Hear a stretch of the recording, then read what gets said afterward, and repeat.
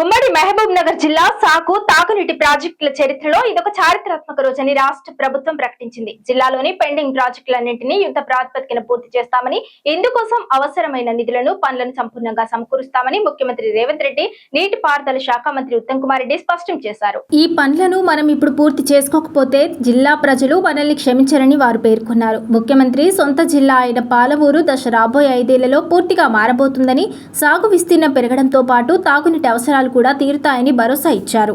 ప్రాజెక్టుల వ్యూహాలపై ముఖ్యమంత్రి రేవంత్ రెడ్డి మాట్లాడుతూ గూడెందొడ్డి రిజర్వాయర్లో 15 టీఎంసీల నీటిని నింపుకునే అవకాశం ఉందన్నారు. పొరుగు రాష్ట్రమైన కర్ణాటక బ్రిడ్జ్ బ్యారేజీలు కట్టుకుంటూ దాదాపు 100 టీఎంసీల నీటిని నింపుకుందని గుర్తు చేశారు. ఈ విషయంలో కర్ణాటక ప్రభుత్వంతో కలిసి తాము కార్యాచరణ రూపొందిస్తామని, ఖర్చులు కూడా పంచుకుంటామని వెల్లడించారు.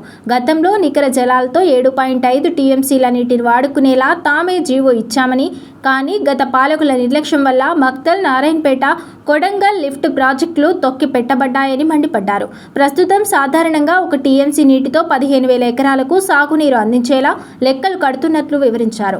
నాగార్జున సాగర్, శ్రీశైలం, ఎస్ఆర్ఎస్పీ, జూరాల వంటి భారీ ప్రాజెక్టులన్నీ కాంగ్రెస్ హయాంలోనే కట్టబడ్డాయని సీఎం గుర్తు చేశారు. కేసీఆర్ కొత్తగా మొదలుపెట్టిన ప్రాజెక్టులేవీ లేవని, కేవలం దోపిడీ చేయడమే ఆయనకు తెలుసని ధ్వజమెత్తారు. జిల్లా అభివృద్ధి విషయంలో ప్రతిపక్షాలు అడ్డుపడుకుంటే చాలు, కొంచెం మర్యాదగా ప్రవర్తించండి. కేసీఆర్ కు ఊడిగం చేస్తూ జిల్లా అభివృద్ధిని అడ్డుకోవద్దు అని సీఎం ఘాటుగా హెచ్చరించారు.